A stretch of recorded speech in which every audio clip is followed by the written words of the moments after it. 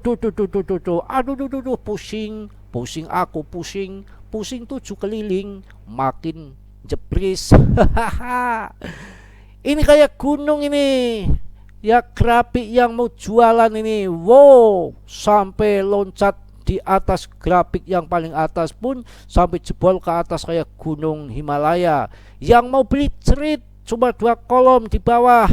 Ya ini artinya nggak imbang. Semut sama kerbau, yang mau beli semut, yang mau jual kerbau. Ya kacau, berkutakan sontol kenyot gak karuan. Ini banyak yang ngamuk kalau saya Mas Bro nge-review seperti ini ya. Tapi saya bodoh amat, emang gua pikirin sama review apa adanya. Ngapain hidup di dunia ya, sementara kita jadi tukang kibul buat apa ya?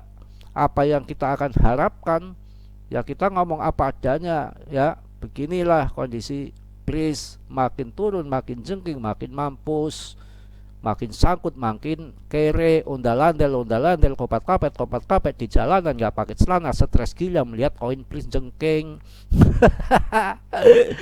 Aduh, sudahlah, nanti terlalu banyak yang ngamuk memang.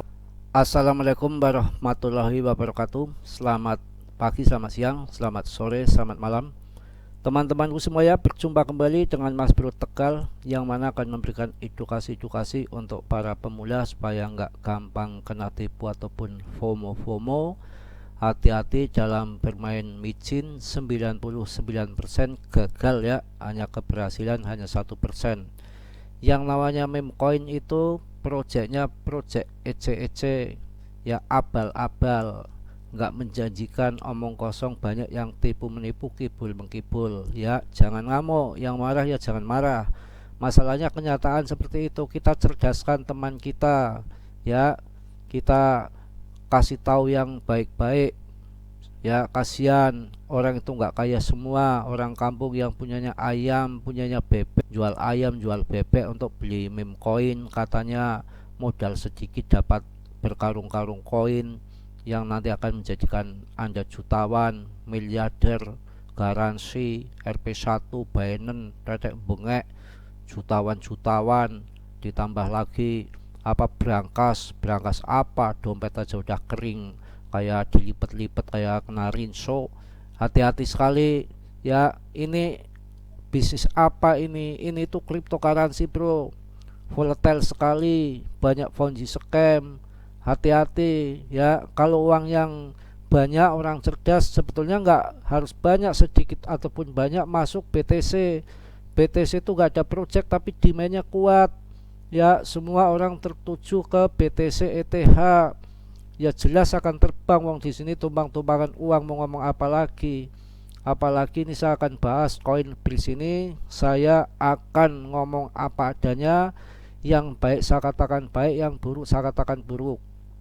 Dulu juga waktu Bitget ini, Bris ini masuk Indoda, bikin exchange, apakah nggak Mas Bro angkat-angkat ini sampai mati-matian ya?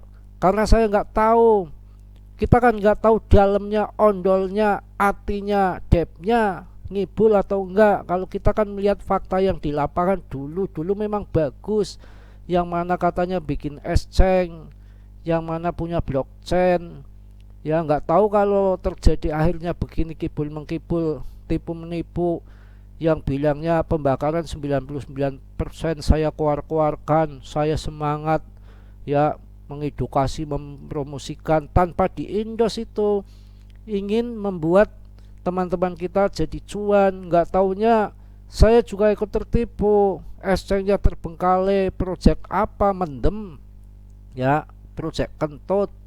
Ini yang bikin menjebak orang. Hati-hati sekali, kita cek, kita lihat, kita tengok ya, histori yang berhasil itu meme coin itu hanya dua, Shiba sama Dogecoin. Itu ada masanya juga, sekarang masanya ya sudah nggak sehebat dulu lagi, market capnya makin turun, banyak yang sangkut. Walaupun sekarang masih ada project yang Shibarium, yang namanya Dogecoin, Shiba juga sama-sama sekarang banyak yang sangkut. Inilah kripto, jangan sampai kita salah masuk, beli di bawah, jual di atas. Itu pun yang koin-koin berfundamental. Kalau Bris ini yang namanya yang jelas ini sudah anonim ya, masuk Binance aja nggak jelas, nggak bisa. Ya bagaimana audit certik aja nggak ada. Kalau Binance itu kan ada audit certik, komunitasnya kuat, holdernya banyak, banyak digunakan, banyak dipakai. Itu kan GZ pernah ngomong seperti itu. Yang penting Binance itu syaratnya audit certik, banyak komunitasnya, banyak holdernya, banyak yang menggunakan. Nah kalau ini sudah nggak bisa masuk Binance, yang apa yang diharapkan? Kita cek bareng-bareng aja, market cap-nya makin menggila, ya makin turun, mending menggila naik. Yang dari awal kemarin masih di atas 1, habis di bawah 1 triliun, kirain di bawah 1 nanti akan diangkat sama debt-nya, naik-naik mempertahankan daripada harganya. Kalau debt yang baik seperti itu, mau contoh, waktu FTX hancur ya, disikat sama Binance akan dihancurkan juga di FAT, banyak yang cabut, BNB-nya dijual, yang punya musuh-musuhnya daripada Binance pada jual BNB supaya BNB itu hancur. Tapi GZ bertanggung jawab, angkat sendiri harganya, uangnya banyak, tampanin, dibeli, diborong, dinaikkan kembali, ya ditahan harganya. Kalau nggak ditahan, kalau debtnya kayak Bliss ini ada sell kontrak, ibaratnya Binance ada sell kontrak, GZ langsung kabur, langsung jualin semua BNB-nya, dalam semalam hancur. Tapi enggak untuk GZ ya. Ini juga yang terjadi pada Bliss itu sebaliknya. Udah marketnya makin habis, sell kontraknya berjalan, rankingnya sekarang 338 ya.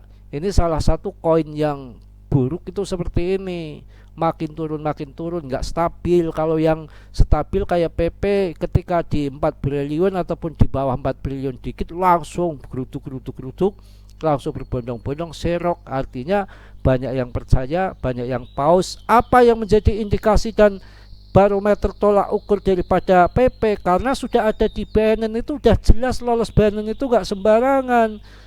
GZ itu udah menyeleksi, nggak mau sampai bikin exchange-nya punya cap jelek, cap merah, nggak sembarangan.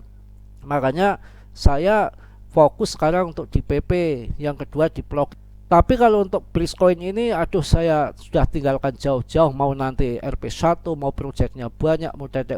Apa kita nggak berpikir selama ini pembakaran 99% aja nonsen? Coba ingat ya, Baby Doge yang sekelas Baby Doge seperti itu aja, setiap pembakaran di akhir tahun dia betul pembakaran, demand masuk ya, suplainya walaupun banyak, karena dibakar otomatis meningkatkan daripada harganya. Memang kalau akhir tahun biasanya naik 3-4 kali lipat. Mas Bro dulu pernah kebanting sangkut di Baby Doge pun pernah jemput bahkan cuan di akhir tahun waktu pembakaran itu. Dan pembakarannya secara lab ya, itu jelas divideokan, nyata betul, jadi nggak omong kosong. Ini kalau ini saya rasa ini makin hancur. Ini kalau sudah tinggal 815 ini di bawah daripada 1 triliun, nanti lama-lama tinggal 5 ya, 4, 3 ya, lama-lama ya scam. Sehingga kalau scam ya rugi, debtnya, sell kontraknya nggak berjalan, ya tetap nggak scam, cuma rug pull, harganya hancur begitu ya. Beda scam sama rug pull ya, rug pull itu kan tetap ada koinnya tapi harganya nggak ada, hancur ya. Itu di situ ya, yang mana makin turun seperti ini. Kita cek, coba lihat pasarannya bagaimana goyangannya ya di Indodax. Saya nggak akan menjelekkan ataupun membaik-baikkan. Kalau memang kondisinya tempo dulu ya masuk bikin exchange, masuk Indodax, saya angkat ya, bukan saya banting-banting seperti ini, tapi saya mengedukasi harus dengan fakta yang ada di lapangan. Saya nggak mau tipu-tipu teman-teman kita, kasihan ya. Kita mau cari uang receh. Uang itu kan orang nggak kaya semua. Kalau yang sudah tahu yang cara bermain kripto, orang-orang sudah lama ya, nggak apa-apa, dia pasti udah ngatur, portonya udah beres. 90% ataupun 80% masuk BTC ETH, 15% baru masuk altcoin portonya, yang 5% ataupun 1-5% baru masuk ke Blitzcoin micin lah ya, itu baru portonya benar. Jadi kalau ada hancur-hancurnya micin itu dia dengan porto yang kecil, nggak mungkin bikin opat-apat, bikin carry. Ini nyatanya kan banyak yang masuk puluhan juta bahkan ratusan juta kalau saya dengar-dengar ini. Lah ini kalau lihat fakta ya, ini yang saya jadikan barometer adalah Indodax ya, yang dekat-dekat saja ya. Ini sekarang kan antara pembelian sama penjualan nggak imbang. Sekarang penjualannya di angka 4 angka, tapi ini 2 ya, 2036. Ya di sini yang mau jual 6403 ya, 6407. Artinya apa? 1/3. Yang mau jualan 6, yang mau beli 2. Itu kan namanya nggak imbang. Banyakan supply sama demand, banyak yang jual daripada yang beli. Begitu ya, paham ngerti ya? Ini yang order mau jual ini banyak banget nih, gede-gede semua. Kalau order mau jual ini artinya dia sudah beli, sudah masuk. Tapi kalau yang di sini yang mau beli ini belum dapat barang, bro. Masih bisa dibatalkan karena ini order ini adalah karena ini order book ya. Dia sudah order dulu sesuai dengan harga yang dia minta. Tapi kalau harganya nggak menyentuh ya nanti dia nggak dapat barang. Juga yang mau jual juga sudah menyesuaikan dengan harga berapa dia mau jual.